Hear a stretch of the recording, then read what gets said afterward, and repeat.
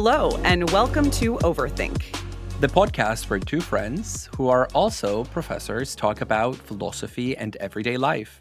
I'm Ellie Anderson. And I'm David Peña-Guzmán.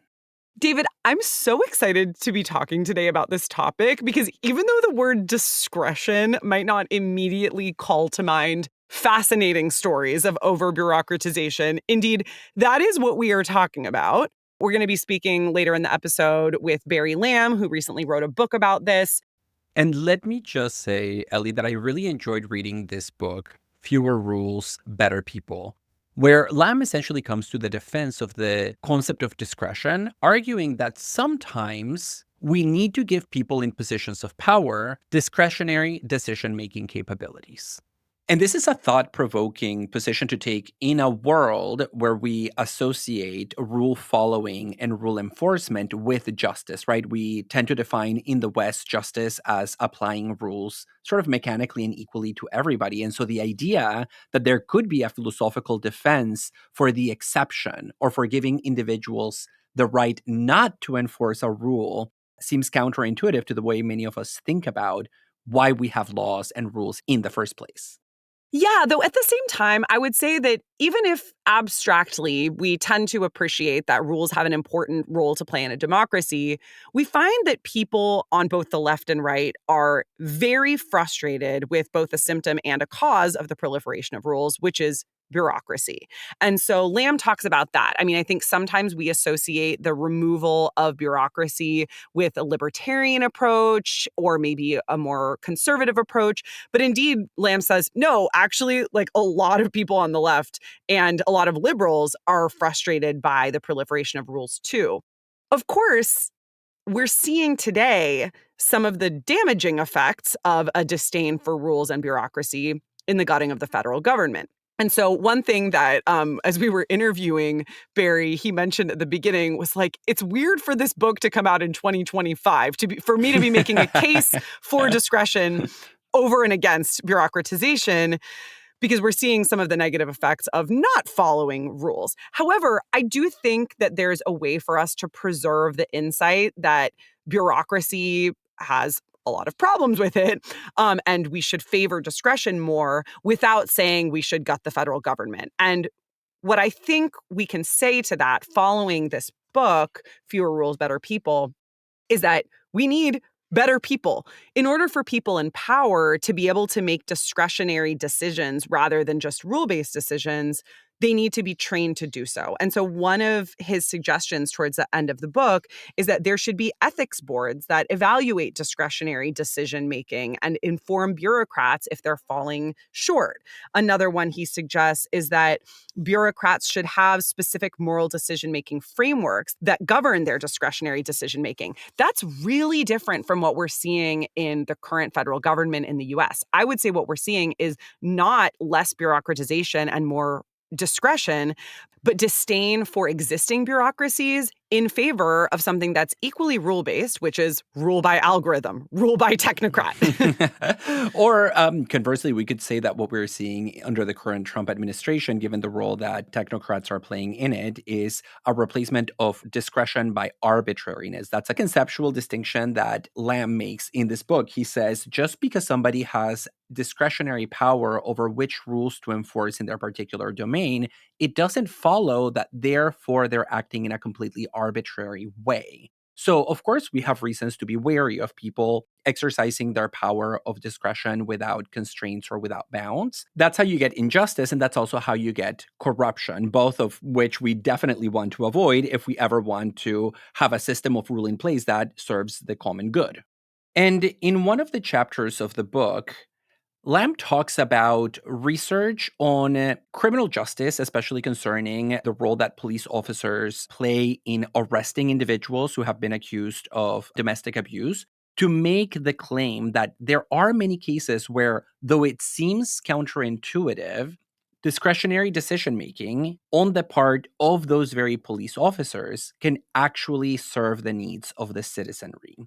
And he cites a criminologist by the name of Lawrence Sherman, who conducted a lot of research in multiple American cities about the effects of domestic abusers being or not being arrested by the police officers who get dispatched to the scene. Now, of course, you can imagine why there are good reasons to say that here there is no room for discretion. When somebody is accused of domestic abuse, you arrest them and you remove them from the scene. But Sherman's research found that, in fact, a lot depends on what community you are dealing with. More specifically, if a perpetrator, this is a quote from the text, if a perpetrator is a white male, gainfully employed, middle or upper middle class, living in an urban environment with no previous arrest history, arrest tends to work best to prevent further occurrences. However, and this is what I find really interesting about this research, if the perpetrator has a history of alcohol or drug use, is unemployed, or lives in a high poverty area, arrest tends to make things worse for both parties. If the state wants to make lives better for all victims, they will need to find alternatives to arresting partners in these circumstances. And you can see how then we need people in positions of power to be really well trained in order to make these kinds of judgment calls. And I do think that's something that's really hard to come by in a massive society like the one that we have. But as I was reading some of this stuff, I was thinking about restorative justice models because I think that Lam's argument about discretion is very compatible with the restorative justice model, especially when it comes to maybe avoiding arrest altogether. So this is a little bit different from the case that you're mentioning specifically, David. But he starts off the book by talking about two police officers, Tom and Mike. Tom is a seasoned police officer. Mike is new to the job, and Tom knows the community that he works in really well. A convenience store owner calls them in and says that a teenage boy has stolen from the store. He's stolen a gallon of milk, a loaf of bread, and a jar of peanut butter. And he says, I want to press charges. Like, I'm a small business owner. I can't afford to have people just stealing from me. The teenage boy lives in an area called Onion Town, which is a town inhabited by squatters. And Tom and Mike go to Onion Town. They find the boy. He admits to what he stole. And he says, is there anything I can do? And Tom and Mike find themselves saying, okay, here's this really underserved teenage boy. He not only says that he stole, but he also mentioned to them that he did it because his family, including his small brother, were hungry. And so they go back to the convenience store owner and they say, look, we know you want to press charges, but is there anything we can do? And they end up coming to a deal with the convenience store owner where the teenage boy, his name is Joey, will come and clean the convenience store. It goes so well that the convenience store owner ends up hiring Joey on an ad hoc basis, saying, look, anytime you are really hungry, come and help me out at the store and I will give you food for your family. And that's a really beautiful tale of discretion. It was Tom's experience in the force and the fact that he was respected by the local community that led him to be able to be in this position as negotiator. I think we can still have a conversation about whether in an ideal society, the people doing that negotiation within a community would be police officers. But either way, you really see this nice example of restorative justice happening within a small community. And that's thanks to the discretionary power of these two officers. No, for sure. And I actually don't think these examples are that different, actually, because in both cases, what we're dealing with is the question of whether a police officer should have the right not to arrest when arrest is part of the recommended or even required protocol. So it's a question about when the exemption is better for the community than the rule that is imposed upon it from the outside.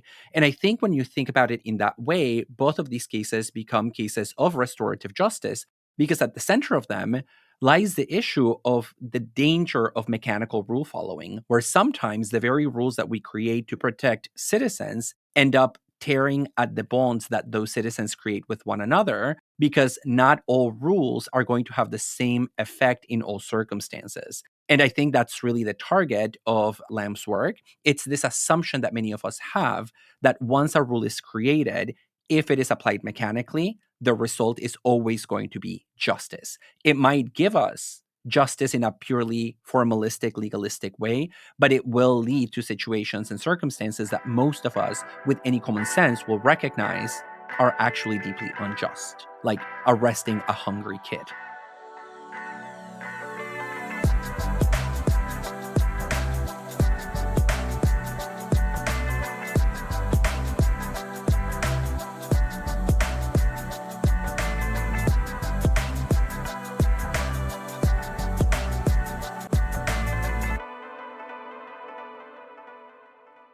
Lam is professor of philosophy at the University of California, Riverside, and the host and producer of the Hi-Phi Nation podcast for Slate. His new book is Fewer Rules, Better People: The Case for Discretion. Barry, welcome to Overthink. We are so happy to have you. I am so happy to talk to you both again. I know. We've been featured on your podcast. Now you're featured on ours. It feels like it's been a long time coming. Yes. And the occasion for this is the publication of your new book, Fewer Rules, Better People, which is all about discretion and over-bureaucratization. So I want to begin by asking you about that. You suggest that societies tend to head down a path of bureaucratization, like almost inevitably as they scale up. And when they head down a path of bureaucratization, that ultimately leads them to a place of over-bureaucratization. How and why does this happen? Why does it seem to be a feature of societies that as they scale up, they become bureaucratized and then over-bureaucratized? Wow, this is a very long answer, but the short answer has got to be... You'd have to read the book to get the full answer. Yeah. So the first thing is to understand that whenever you do anything that's organized, there are rules, whether it's going to be sports or living with roommates, right? These are like very general, like board games. Rules are the things that allow people who are within your household or within the game to guide their behavior in a way that is cooperative with everybody. So as soon as you have rules, there's a couple of things that can lead to the bureaucratization and complexification of those rules. Two, I would say, that are key drivers are scale, and the other one is mistrust, right? Scale is just the idea that you're just going to go bigger. So one analogy that I like to talk about is, you have a restaurant and it's a nice little family restaurant in your local community. You're working with your family and you now want a franchise. And maybe it's so successful that you want to franchise internationally, right? And as soon as you want to do that, you're going to be like, okay, we need to have some kind of regularity of experience to everybody who goes into this restaurant with our name, our family name on it. We need the food to be very similar, if not exactly the same, across all of these restaurants. And that's going to mean the rules go from be friendly to the people walking in and, try to serve within 30 minutes of the order or something like that, to something like, here is what everybody has to say as soon as you come into the restaurant. If you have a drive-through, like every drive-through operator is going to have to follow this script, like, welcome to McDonald's. Can I interest you in a blah, blah, blah today? Want to take your, something like that. Your supply chains is going to have rules, right? So this is just the feature of scale, right? If you just look at how things pattern over your lives and your interactions with institutions, you're going to have far fewer bureaucratization if you're going to just engage with, like, I know a person who's like an herbal doctor, just go there and talk to them, versus, Kaiser Medical or United Health Plan, something like that, something that's got to serve millions and millions of people.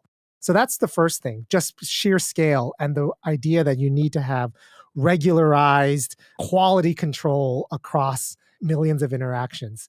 The second one is mistrust. So if you look at the US tax code, you can start with something like, give 30% of what you make to the government, right? And then very soon you're going to have people going, what I make?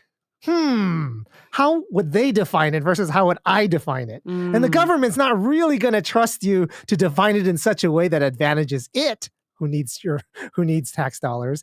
And you're not going to trust the government to define what it means by what you make, right? That's not to its advantage as opposed to your advantage. And so with that kind of mistrust between, say, the implementer of the rules and the people who are supposed to be governed by the rules, we'll call one citizens and we'll call one, the institution. The citizens with mistrust over the institution will want, no, you need to tell me exactly what it is that you're going to take from me. Otherwise, I'm going to keep the rest for myself. And the government's going to do the same thing because of their mistrust for you. And so you're going to have something like an incredibly Byzantine, thousands and thousands of pages defining what it is that you make in such a way that, well, what if it's $10 from a babysitter as for babysitting my cousins? And then it's kind of like, well, there's a rule for that, right? It's like under a certain amount, blah, blah, blah, but over a certain amount, blah, blah, blah, blah, blah. So I would say mistrust and scale.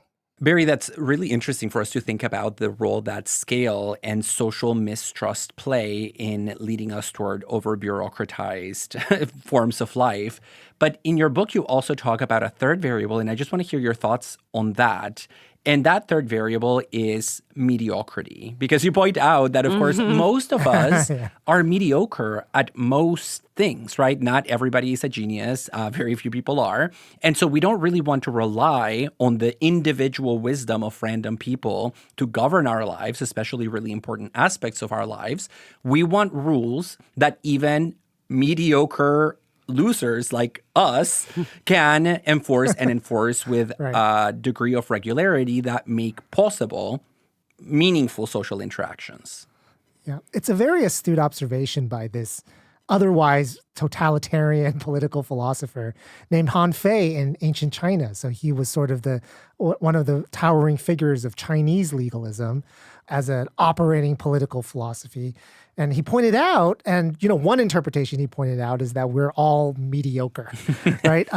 And that includes our leaders, right? That's really important for Han Fei. It's not just that the citizens are mediocre, but the leaders are. So one way of understanding that is we're not really going to do things against our own interest in the interest of a broader community unless we had to, right? Unless the rules compelled us to. And a leader's not going to do that, right? A leader's probably just going to look after himself and his own family unless they are forced to do it by rules and so forth. I think there's a different interpretation of mediocrity, which is even more powerful, which is the idea is that even if you have some people who are incredibly virtuous, like are incredibly good at a certain thing or are incredibly good leader, over time, it's going to average out to mediocrity. That sounds absolutely correct to me, right? Like it's like, oh, is every leader mediocre? No, not every leader is every citizen. No, there's some great citizens. But the great ones don't all stick around, and they're not everybody, right? And averaging out to mediocrity means you want to be able for good governance of anything, not just government, but like a university or a fast food chain or your household, not to depend on the identities of the individuals, right? Not to depend on the virtues of the individual. You want people to be interchangeable so that the really good people will govern well and the really crappy people will govern well. And overall, the mediocre people will govern well. And I think that, this idea is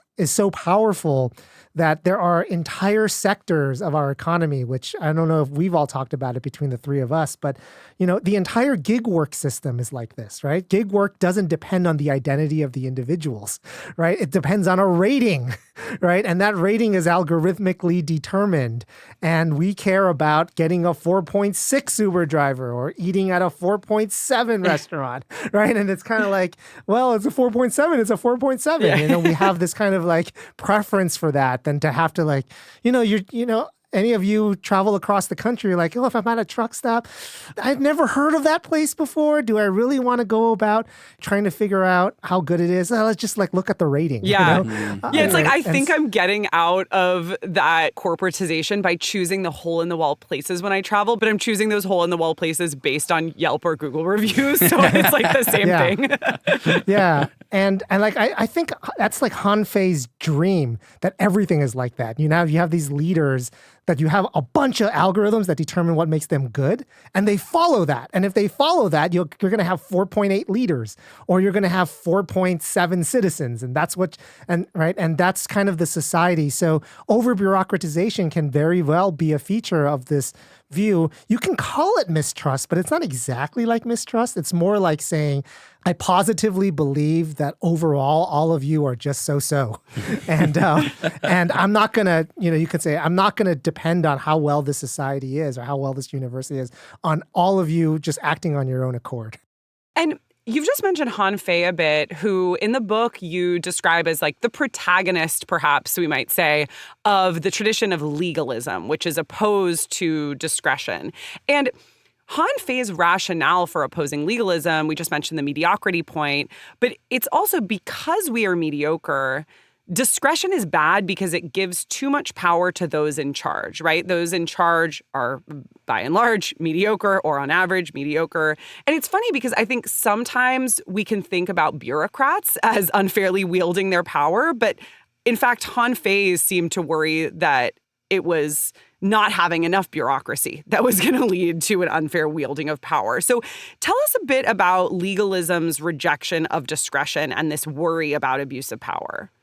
It's the idea that if you give a police officer too much of a choice about whether they decide to arrest or whether they decide to just give a warning to somebody and so forth, that, you're going to get decisions that are, well, in the West, there was always like unfair, right? Unfairness is this big complaint that we have in the West, right? Like bias, right? Bias against, say, black motorists, bias in favor of wealthy motorists. Unequal distribution of good and bad decisions is what the West was concerned with. And Hi-Phi was just concerned with just bad decisions, right? Like, so the kind of decisions that were just bad. Who cares if, some people got good ones and some people got bad ones.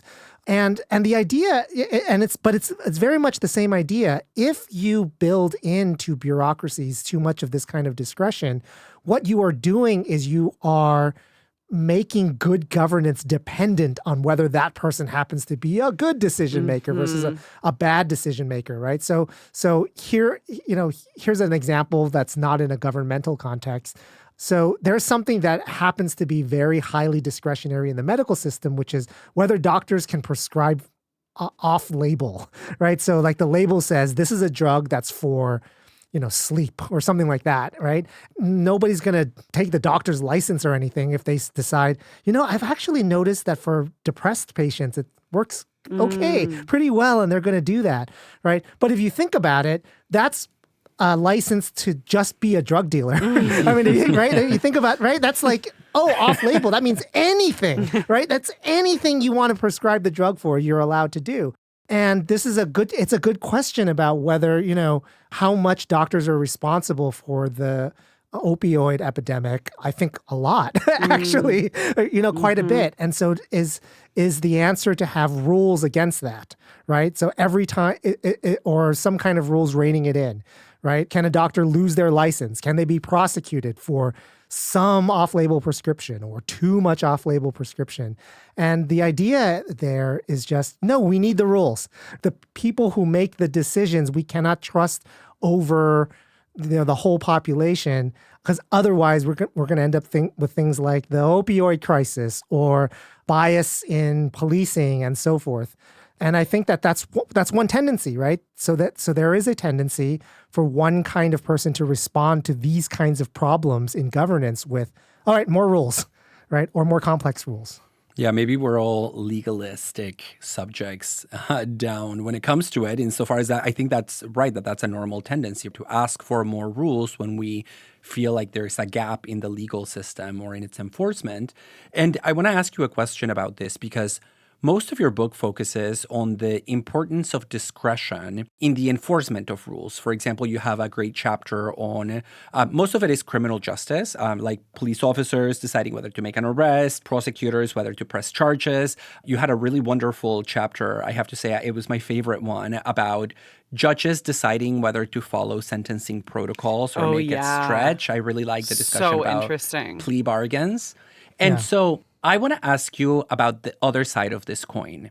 What are your views about the value of discretion when it comes not to the enforcement of rules, people in positions of power, but when it comes to rule following, especially from like an average individual, an average citizen?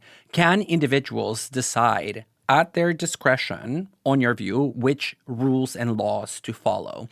And I thought about this while I was reading your book on the bus. I'm going to reveal something about my law non-abiding behavior here. Okay. So I don't think people should have to pay for public transport. I think it should be paid for by the state. And so I don't feel bad about not paying the fare when I ride the bus. It's like a principled act of civil disobedience on my part. Very minor, very ineffectual, but I stand by it. David, I have so many questions for you, including the fact that I wonder how much of like your willingness to ride the bus without paying the fare has to do with like knowing that you could pay the fine, right? Oh, yes, Like I'm thinking about like you when you were Yes. 23 years old in grad school wouldn't have done that because you would have been like, I can't pay $70 if I get fined. That is, great point. But that's not the question. You're using your privilege for political resistance now. Love it. Sorry, continue. Just need to interject there. No, great point. But, I was thinking about that. Can citizens just make those sorts of decisions and have them be justified by your philosophical view about discretion? Is something like me choosing not to follow certain laws ethical? And to what extent does your argument apply on the following of rules rather than the enforcement of them?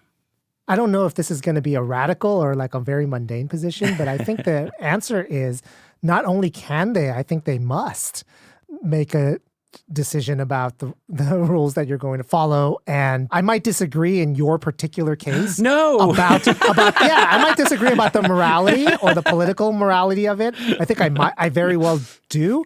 But that's not because I think that it's not possible for individuals to reasonably decide and be justified in bucking the rules. In fact, I think that it's kind of like a moral requirement of individual citizens to walk around and think about whether or not any given particular law that has been passed is a just or unjust law, and what the political obligations and moral obligations you have to follow or break those just and unjust laws. And it's not one-to-one. It's not just it happens to be an unjust law, so I'm going to break it, all right? Or it's like sometimes the kind of reasoning that's involved can be quite sophisticated, right? It depends on your self-interest about whether you can afford the fine.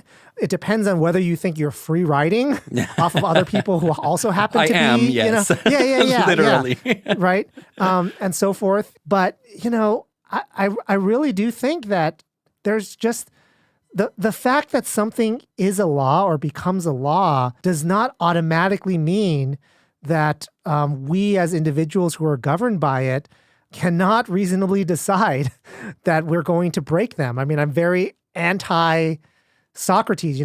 This famous dialogue that, a lot of us teach in intro, which is the Crito, which, Socrates' position there really was, that's it.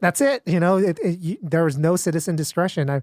I strongly oppose that. And that's just for listeners who may or may not be nerds like us. I know you all are nerds in some ways. But yeah, in the Crito, Socrates is justifying his decision to remain in Athens after he's been found guilty for the corruption of the youth by a jury and sentenced to drinking hemlock. And basically the Crito involves, it's Crito who tries to tell him to get out of it, right? It's Crito. Yeah, basically like yes, Socrates would have been able to just flee Athens, but he takes so seriously the judgment of his peers that he decides to stay and, adhere to the sentencing that he's been served, even though he thinks it's unjust in a moral sense, maybe.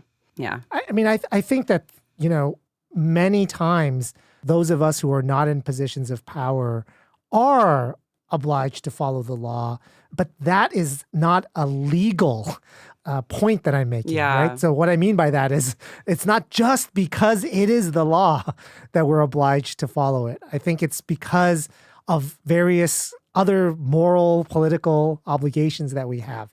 And those are all contentious, right? And there can be reasons for you not to follow the law. And probably a lot of your listeners will have a limit to what it is they think the government can pass that they feel obliged by. Right now, there seems to be an edict that could very well be legal that the current administration is going to prohibit certain kinds of speech on campuses. I strongly believe that's one that we shouldn't follow, right? So, yeah, to answer your question, not only do I think we're obliged to reasonably decide about given rules whether we ought to follow them. Well, and related to that, I think even though you point out a lot of unfortunate consequences of legalism and bureaucracy, one of the things that I really like in my daily life is the fact that when rules seem rational to me, they mean that I don't have to involve myself in cognitive calculations, like processes of reasoning. Because a lot of times discretion, whether it's on the side of the rule enforcer or the rule follower, requires a lot of cognitive and emotional burden. And I'm thinking in particular about a friend's sister, hi Alex, he's an Overthink listener, whose job it is to decide whether or not people are candidates for liver transplant. And a lot of times she is a social worker. She's dealing with people who have alcohol addiction. And so she's tasked with figuring out, is this person likely, if they do receive a liver transplant, to actually stop drinking? And that, I can only imagine, is an immense burden on a person.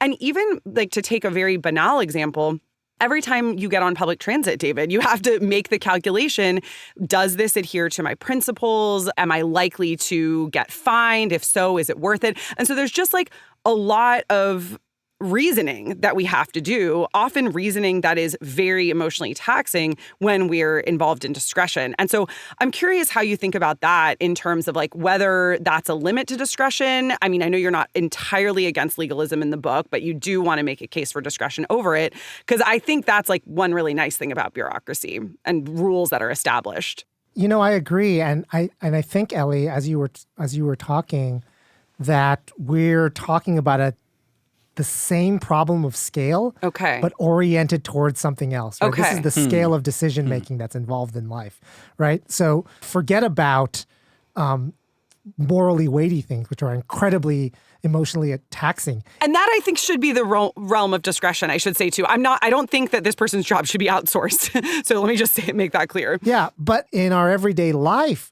we might just implement a rule that says, okay, you know what? Obama did this famously, right? I'll wear this color suit with a black tie or a blue tie because you know what? I can't be made to make a decision like what to wear, right down to every last detail every day because, and so we use rules and rules of thumb and heuristics for that kind of thing.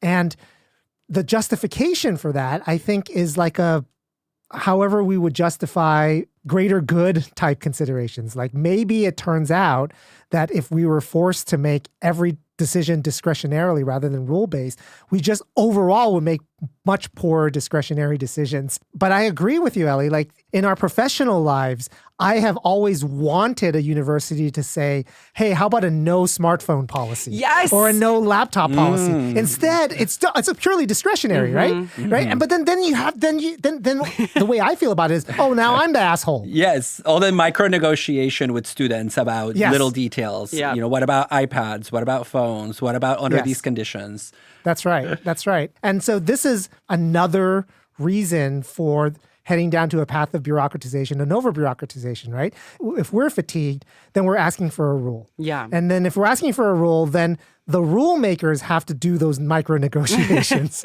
right? Then the rule's got to be, okay, here's a list of A, B, C exceptions with D, right? And both of you will know about this. And that's happened so that we have to cut and paste certain things onto our syllabi. And that has ballooned in the last years, right? And that's what it is. We want some kind of rule. They did the micro negotiations in a committee. And so now our syllabi are twice as long with lists of rules and exceptions than they are with the readings and the assignments. Yeah. Yeah, no, and your book does a really good job at pinpointing the dangers of becoming hyper-legalistic subjects, right? That there is a kind of moral degradation that happens when you become the kind of person that responds to everything by just implementing the rule, washing your hands of any kind of moral responsibility and saying, well, the rule says, so I just do. And this brings into focus, I think, the importance of extra-legal reasoning, right? That when we make decisions, even when we make the decision about which rules to follow or to enforce, we do have to deliberate about things that are themselves not captured by the legal system itself, right? It's about politics, it's about morality, it's about the common good. And for me, that brings in the question of the virtue of the individuals who are engaged in this kind of decision making. And I'm going to ask this question in a really roundabout way, which is through the punctuation of the title of your book. Yeah. Your book is titled Fewer Rules, Better People. And as I was reading it, I thought there are two ways of reading that comma in the title. One is to say that fewer rules lead to better people. So there's a causal claim being made about how we become better moral agents.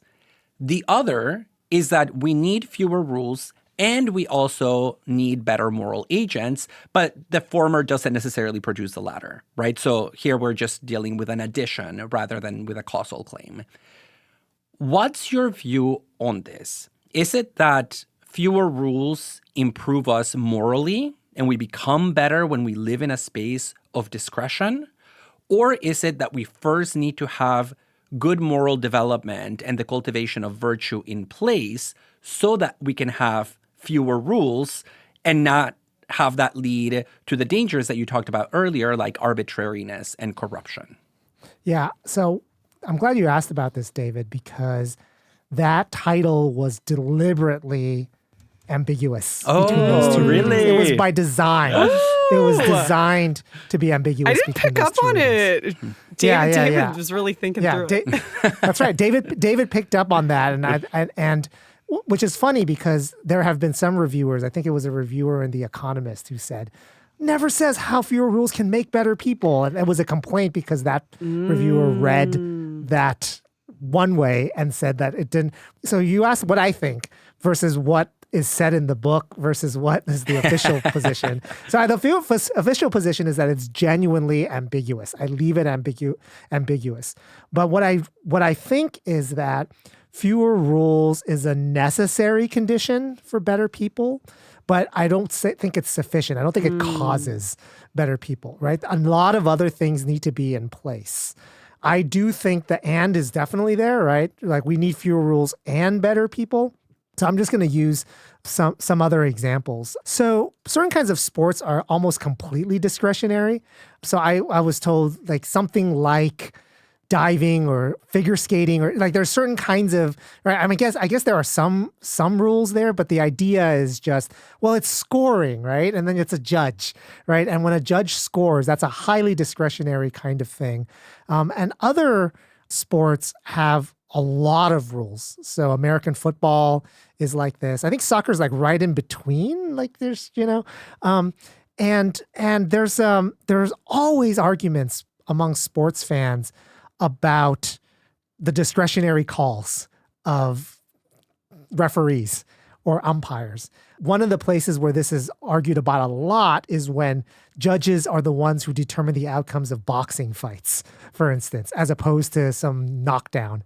To see how I think about it, football and basketball do have certain areas where they've generated really overly complicated legalistic rules. In American football, one example is what constitutes a catch. Originally, it's if you see one, if it's judged to be a catch, it's a catch. It's almost an entirely discretionary, right? But there's a lot at stake, right? Because if you didn't make the catch before you stepped out of bounds, then that doesn't count. And in basketball, it's fouls, right? When does somebody get penalized? And it used to be one line, which is, some kind of unnatural touching or something like that. And then that was so discretionary. And now it's like 10 pages with 9 subsections, right? Right down to questions of like, was your foot directly 90 degrees below the other foot of the person who was jumping up? And if so, did you make an effort to move it before they landed on the foot and all this other stuff? And all of this came about for precisely the reasons we've talked about, right? There was a call that wasn't made. It led to an injury. People tried to close the loophole, et cetera, et cetera. And, the question to ask is, did that complication of the rules of what counts as a catch or what counts as a foul make for a better referee, right? Better referee calls, right? And I think that the answer is no, right? Because I think the answer is when there are all of these rules, individual people who are tasked with making decisions will defer. You both know the big villain in my book is the by-the-book bureaucrat. Right? And we all know people like this, right? And I think that there's something missing about their character and also in the governance, right? In the governance, there's a term for it. I don't know if it's sociology or something. It's called malicious rule following. They should just call it rule following, right? Because if you think about it, if you had to follow every single rule in every single workplace, it turns out you cannot run any workplace that way, right? So it's almost like the economy, the healthcare system, the university depends on those of us within it who are working within it to like look the other way for a certain set kinds of rules, right? If you think about it, so one little example I use also is, there are rules about the size of holes in Swiss cheese, right? Like in the federal rule book. If you really had to enforce that, we wouldn't have Swiss cheese. we wouldn't have any Swiss cheese, right? It just requires somebody at the FDA to decide, you know what, we're not going to look at that. There's like more important things. Yeah. It's fewer rules don't necessarily lead to better people, but I do think it's a necessary condition on opening up the ability and need for someone to exercise and develop judgment. Yeah. Well, and this is really interesting as it's coming in a time of increasing AI. And you had an entire season on artificial intelligence in Hi-Phi Nation, your podcast last season, which David and I were on. And which is coming back. Yeah, that is coming back. Yes. So stay tuned, listeners, for the new season of Hi-Phi Nation. But in your book, the way that AI shows up actually is as a perfect example of a by-the-book bureaucrat, which, by the way, is also how people who have played games with me have sometimes described me. I'm known for being a rule follower to a fault when it comes to playing games. But so you talk, though, about some things that might be reasonably construed as actually pretty positive benefits of AI. So, for instance, you talk about how when AI is used to score non-native English speakers' essays, it scores them much more consistently than human people do. Human people, as opposed to AI people. But then you conclude that actually because an AI is a by-the-book bureaucrat, it has literally zero discretion. We should be very wary of its implementation, both in this and in other areas. So I'm curious what you think about that. Like, do you think that AI is allowing perhaps for more of a division of labor between things that can be rule-based versus things that can be discretion and therefore human-based? That seems like a reasonable conclusion to me, but I feel like you were maybe a little bit less techno-optimistic about that in the book. You describe yourself as not a techno-optimist. Yeah, I think, Ellie, that's such a great question. And my views on this change the more techno-optimists try to replace human judgments. My official view in the book is that there really are genuine concerns about human judgments that the tech optimists who are trying to replace human judgments with AI are focused on, and like they're legitimate, right? So if it turns out that a human being would judge the same essay differently depending on whether they're hungry or they're not hungry, right? That's a problem, right? So like consistency across standards is a genuine problem, not to mention competing people who might score things differently. And this manifests in just this huge concern that everybody legitimately has about bias in the legal system or bias in the medical system. People are right to point out that, let's replace it with AI. Well, AI might be biased too. That's true. But AI has this thing where if you just correct it in a certain way, right, or you just like change the parameters a little bit, immediately you have a difference in a way that you can't reliably have a difference with a person. You could just say, hey, did you know that you're biased against these kinds of people? Oh, okay, I'll try to do better next time. Like, do you trust they're going to do better next time? Not really. So the example there was about GRE essays. Yeah, so as early as 2004, most GRE essays are graded by one fewer person. It's like a machine that does it. And it is trying to solve a problem. Does it do that? And does it introduce other problems? And I think it does. It absolutely does. And those other problems, some of them I find to be irresolvable. It's just the nature of machine-generated decision-making that's, so one of the problems is, we were concerned that human beings introduce some kind of arbitrariness to their judgments, and that's bad. Well, I think AI introduces arbitrariness to judgments too, right? Anytime you have an algorithmic standard as opposed to a human judgment standard, it's going to be arbitrarily precise. It's going to say there's a cutoff point between a B and an A, or a 4 and a 5 in GRE essays. And if something ever so slightly inches the algorithm to judge it to be a 5, it's a 5, right? And it turns out that, as a matter of fact, it's something like polysyllabic content. Like it's easy for an AI to like count syllables. It's a lot harder for them to like judge insight, right? It's like we judge insight, right? But they're counting syllables. And I would imagine there is a really good correlation with how many syllables you use in your writing and how insightful it is. Probably pretty good, right? But we all know, because we read a bunch of this stuff, okay, there's like huge exceptions to that. There's going to be these polysyllabic things that are just a mess. And we're just like, what the hell is this essay and so forth. But it can't make decisions like that. That's how I feel about it. I am, not only fearful of, but I think justifiably so about replacing human decisions with algorithmic decision making. Well, Barry, we thank you for giving us your time, your thoughts, and your wisdom, which is very much not AI generated. And for our listeners, we highly recommend that you get a copy of Barry Lam's Fewer Rules, ambiguous comma, Better People. Thank you so much, Barry. It's been such a pleasure. Thanks for having me. Really happy to be on Overthink. Overthink is a self-supporting, independent podcast that relies on your generosity. By joining our Patreon, you can gain access to our online community, extended episodes, and monthly Zooms. If you'd prefer to make a one-time, tax-deductible donation, you can learn more at our website, overthinkpodcast.com. Your support helps cover key production costs and allows us to pay our student assistants a fair wage.